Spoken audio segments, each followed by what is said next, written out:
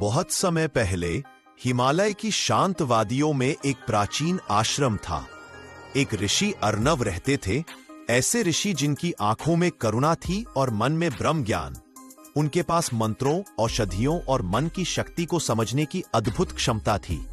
दूर दूर से लोग अपनी समस्याएं लेकर आते और ऋषि अर्नव अपनी बुद्धि से उनका समाधान कर देते। एक दिन आश्रम में एक 12 साल का बालक आया। नाम था निर्भय। वह बहुत कमजोर, डरा सहमा और निराश था।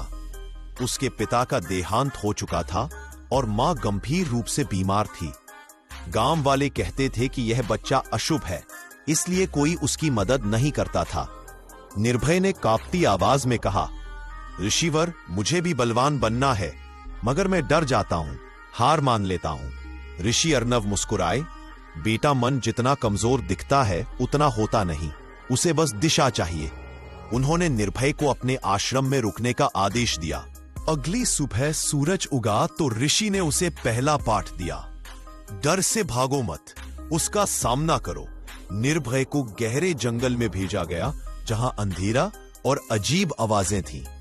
काष्ठ लेकर लौटते समय उसका मन कांप रहा था, लेकिन उसने खुद को संभाला। जब वह सुरक्षित लौट आया, ऋषि बोले, डर बाहर नहीं होता निर्भय, डर भीतर होता है। जो भीतर की लड़ाई जीत लेता है वही जीवन में विजेता बनता है। एक रात ऋषि उसे शांत नदी के किनारे ले गए। पानी बिल्कुल स्थिर था। अपने मन को भी ऐसे ही स्थिर बनाना सीखो। यदि मन शांत होगा, निर्णय सही होंगे। निर्भय ने ध्यान करना शुरू किया।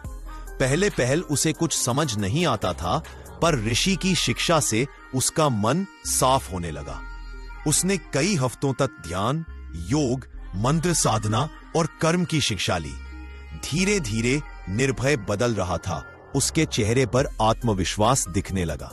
कई महीने बाद गांव में सूखा पड़ गया। लोगों ने आशा खो दी। पानी का एकमात्र स्रोत सूख गया था। गांव वाले घबराए हुए थे और ऋषि अर्नव की शरण में आए। लेकिन ऋषि उस समय गहन तपस्या में थे और किसी को नहीं मिलने देते थे। ऐसे समय में निर्भय आगे आया। गांव वालों ने उपहास किया, अरे ये तो वही बच्चा है जिसे उन्होंने अपनाया है, क्या करेगा ये। लेकिन निर्भय ने एक एक घर जाकर लोगों का हौसला बढ़ाया। उन्हें पहाड़ के पीछे के पुराने जलकुंड तक ले गया, जिसकी उपयोगिता वर्षों से भूली हुई थी।